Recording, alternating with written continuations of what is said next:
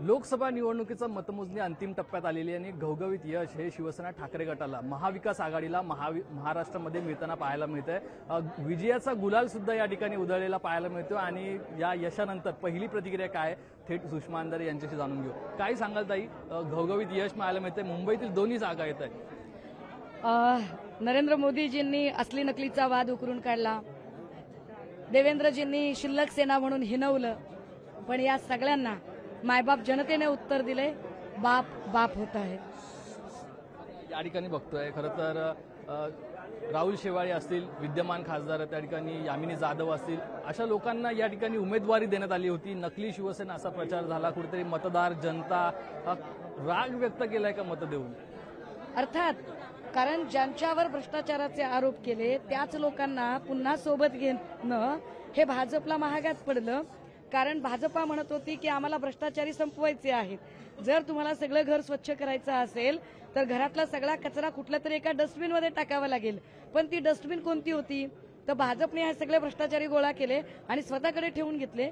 म्हणजे एका अर्थाने भाजपने स्वतःची डस्टबिन करून घेतली, तर डस्टबिनच्या सोबत कसे काय लोक जातील बरं? आणि दुसरी गोष्ट अशी की मोदीजींची जी भाषणं सातत्याने, मला वाटतं ही पहिली निवडणूक असेल की ज्या निवडणुकीत मोदींना भाषणाचा सूर गवसला नाही। प्रत्येक टप्प्याला ते आले आणि वेगळ्या पद्धतीची भाषा करून गेले, पण त्यांची जी सातत्याने द्वेषपूर्ण भाषा होती, शिवसेनेला हिनवण्याची भाषा होती, उद्धव साहेबांना हिनवण्याची भाषा होती, किंवा सातत्याने ज्या पद्धतीने ते बोलत राहिले की ज्यादा बच्चे पैदा करने वाले लोग, मंगलसूत्र, हिंदुओं की संपत्ती लूटकर मुसलमानों को देने वाले, हे लोकांना पटत नाही। लोकांना फोडाफोडीचं राजकारण पटत नाही।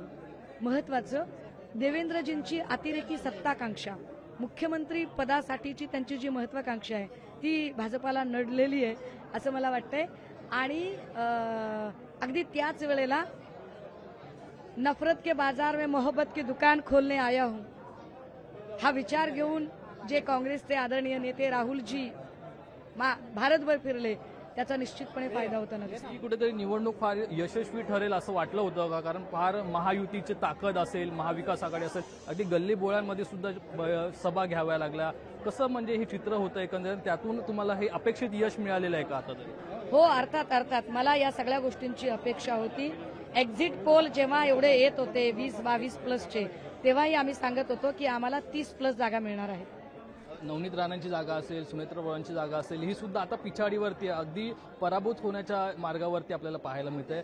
जोरदार कस लावला होता या जागांवरती, महिला एक होतं चेहरा म्हणून जास्त ताकद सुद्धा लावण्यात आली होती। काय पाहता या जागांवरती, आता कसं चित्र पाहता तुम्ही? दादा, जागा डिक्लेअर झाल्या, नवनीत राणा पराभूत झाल्या, जागा डिक्लेअर झाली, सुप्रियाताई विजयी झालेले आहेत, जागा डिक्लेअर झालेली आहे।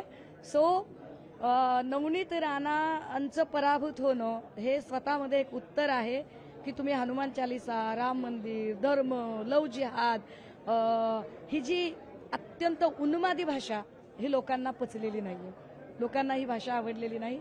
लोकांना विकासाच्या मुद्द्यांवरची चर्चा अपेक्षित होती। मला वाटतं महाविकास आघाडीने विकासाचे मुद्दे, लोकांचे मुद्दे, महागाई, बेरोजगारी, शेतमालाला योग्य भाव, महिला सुरक्षा हे प्रश्न लोकांनी जास्त उच्चारलेले आहेत। त्यात सुद्धा इंडिया आघाडीला चांगलं यश मिळालं। आता विरोधी पक्षाकडून एक पंतप्रधान पदाचा चेहरा कोण असेल, नितीश कुमार असतील का? असतील तर त्यांच्यावरती कारवाई झाली, तेव्हा त्यांनी पक्ष बदलले, त्यावरून टीकास्त्र होऊ शकतं। मग आता पुन्हा जर कारवाई लागली तर पुन्हा पक्ष बदलतील, अशा प्रकारची सुद्धा चर्चा आहे। काय सांगाल नक्की? नाही, मला असं वाटतं की भाजपमध्ये आणि महाविकास आघाडीमध्ये एक फरक आहे।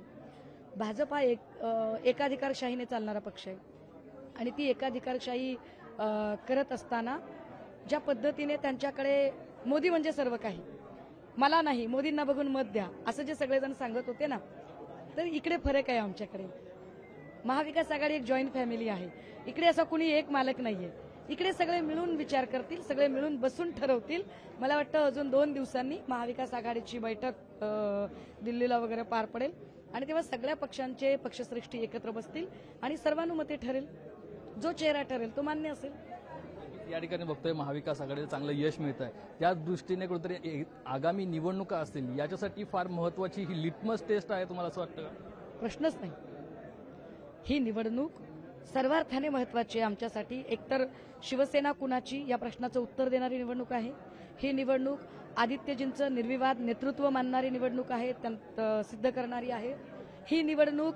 आता इथून पुढे कुणीही उद्धव साहेबांना किंवा आदित्यजींना सगळं आयतं मिळालं असं म्हणणार नाही. तर त्यांनी स्वतःला सिद्ध केलंय आणि पक्ष राखेतनं उभा राहिलेला आहे.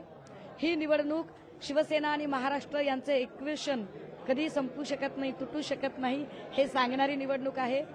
आणि ही निवडणूक फोडाफोडीचं राजकारण कधी महाराष्ट्र सहन करत नाही हे स्पष्ट करणारी आहे. ही निवडणूक देवेंद्रजींच्या अतिरेकी सत्ताकांक्षेला चाप लावणारी आहे. मी खात्रीनं सांगते, लोकशाहीच्या चॅनलवर सांगते, जबाबदारीनं सांगते, कोट करून ठेवा, देवेंद्र फडणवीस पुन्हा कधीही महाराष्ट्राच्या मुख्यमंत्रीपदी बसू शकत नाही. यावर शिक्कामोर्तब करणारी निवडणूक आहे. आणि ही निवडणूक विधानसभेच्या दृष्टिकोनातनं आम्हाला एक बूस्ट देणारी निवडणूक आहे. पण हे वक्तव्य का करावं असं वाटतंय? कारण त्यांच्याकडे एकंदरीत महायुतीमध्ये मोठी ताकद आहे, 3 पक्ष आहेत, ते मुख्यमंत्री होणार नाहीत असं तुम्हाला काय वाटतं? आत्मविश्वास काय एवढा? भाजपला आत्ता जो महाराष्ट्रातला फटका आहे ना, तो देवेंद्रजींच्या अतिरेकी सत्ताकांक्षेमुळे मिळालाय. आणि मला वाटतं यावर भाजपा चिंतन करेल. भाजपच्याच कित्येक लोकांनी भाजपचं काम केलं नाही हे आपल्याला स्पष्ट होईल आणि त्यावरती निश्चितपणे अनालिसिस होईल. आणि मला नाही वाटत की भाजपा पुन्हा ही रिस्क घेईल आणि देवेंद्रजींना पुढे करेल. कदाचित विनोद तावडे सुद्धा पुढे येऊ शकतात. शिंदेंना आणि अजितदादांना घेतल्यामुळे हा मोठा फटका बसलाय का? प्रश्नच नाही. शिंदेंना आणि अजितदादांना घेतल्यामुळे हा फटका बसलेलाच आहे. कारण ज्या भाजपाने प्रचंड मेहनतीने स्वयंपाक तयार केला, रांधला आणि ताटं वाढायची वेळ आली, वाढपी म्हणून देवेंद्रजी थांबले, परंतु त्याच्यातली 10 ताटं त्यांनी शिंदेंना दिली. दुसऱ्यांदा पंगत बसली, दुसऱ्यांदा ताटं वाढायची वेळ आली, पुन्हा 10 ताटं काढून त्यांनी अजितदादांना दिली आणि मूळ भाजपाई उपाशीच राहिले. माधव भंडारी, केशव उपाध्ये यासारखी लोक उपाशी राहिली, निष्ठावान लोक उपाशी राहिली.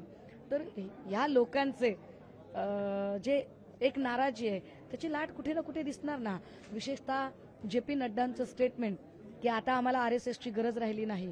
खरं तर RSS ही मातृसंस्था आहे. ज्या RSSने एवढा बूस्ट दिला त्या RSSलाच वापरा आणि फेकून द्या या तत्वाने जर भाजपा वागत असेल तर RSSचे लोक पण झटका देतील ना दादा. दिला ना झटका. या ठिकाणी आपण पाहतोय महायुतीमध्ये इथून पुढचं गणित कसं असेल काय वाटतं तुम्हाला? भाजपचे अनेक लोक तुमच्याकडे येण्यास इच्छुक आहेत असा सुद्धा दावा केला जातो. आता त्यांना इन्कमिंगसाठी दारा खुली आहेत. तुम्ही काय प्रयत्न करणार का त्यांना? नाही, त्यावर आपण नंतर बोलूया. आता हा क्षण विजयाचा क्षण आहे. हा क्षण आम्ही साजरा केला पाहिजे, त्याचा आनंद घेतला पाहिजे.